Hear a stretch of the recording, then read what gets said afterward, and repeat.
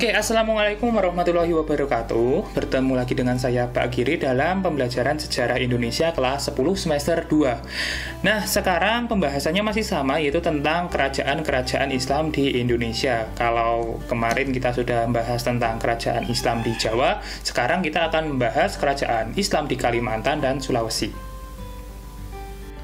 Nah, masuknya Islam di Kalimantan itu berasal dari dua sumber, yaitu Malaka, ya dari barat, dan juga dari Jawa atau selatan. Nah, proses Islamisasi di Pulau Kalimantan itu secara efektif itu baru dimulai sekitar abad ke-15 sampai ke-16 Masehi. Berikut kerajaan-kerajaan Islam di Kalimantan. Nah, yang pertama adalah Kerajaan Banjar, kayak gitu ya. Nah, dalam buku Islam di Indonesia tahun 1974 karya Heri J. Benda disebutkan bahwa kerajaan itu dulunya merupakan kerajaan Hindu yang berada di bawah kekuasaan Majapahit.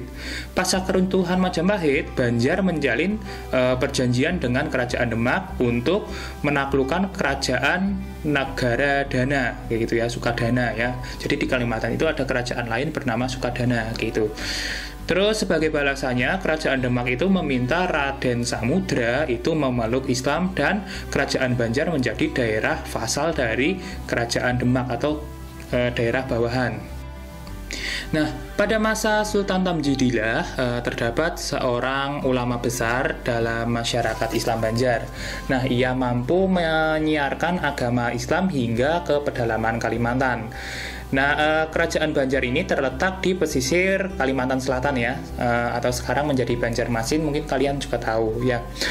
Terus ibu kota dari kerajaan Banjar masih sama seperti kota sekarang, yaitu Banjarmasin. Nah, kota ini terletak di sungai apa ya namanya ya?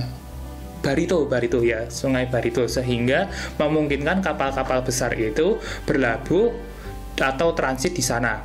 Nah, kerajaan ini memiliki corak ekonomi perdagangan maritim dan juga pertambangan. Kalian tahu sendirilah Kalimantan itu adalah surganya tambang seperti itu ya. Terus juga komoditas utamanya adalah intan. Intan itu kayak berlian, emas, dan juga perak. Nah, itu adalah kerajaan-kerajaan Islam di daerah Kalimantan. Sekarang kita nyebrang ke pulau sebelahnya, yaitu Sulawesi. Nah, perkembangan Islam di Sulawesi itu dilakukan secara damai melalui saluran perdagangan dakwah oleh para mubalik pada abad ke-17. Nah, Sulawesi ini memiliki kerajaan Islam seperti Gorontalo di Makassar, Wajo itu di Bugis, Bone, dan kerajaan-kerajaan kecil lainnya. Namun kita bahas satu saja, yaitu kerajaan Gorontalo. Nah, kerajaan ini sebenarnya adalah dua kerajaan, yaitu kerajaan Goa dan juga Talo. Kerajaan Goa itu waktu itu dipimpin oleh Alauddin, dan juga kerajaan Talo itu dipimpin oleh Sultan Adula. Nah, keduanya itu menggabungkan diri untuk meningkatkan kesejahteraan dan kekuatan kedua kerajaan. Nah, corak ekonomi dari kerajaan Gorontalo ini adalah maritim. Nah, ini yang paling berperan penting dalam kemaritiman kerajaan Gorontalo adalah pelabuhannya bernama Somba Aupu atau Makassar, yang menjadi pelabuhan transit favorit para pedagang Timur Tengah, Asia, bahkan Eropa. Transit itu kayak singgah kayak itu, karena dari Malaka kalau ke pusat rempah-rempah itu Maluku kan jauh, maka transitnya itu habis dari Jawa itu mesti ke Somba Aupu atau Makassar. Nah, terus kerajaan ini mendapatkan pemasukan besar dari aktivitas perdagangan tadi ya di Somba Aupu. Dan pada perkembangannya, Gorontalo ini melakukan beberapa penaklukan kerajaan-kerajaan kecil seperti Bugis dan Bone. Namun makin lama ketika VOC itu mendominasi Nusantara, Somba Aupu itu berhasil rebut.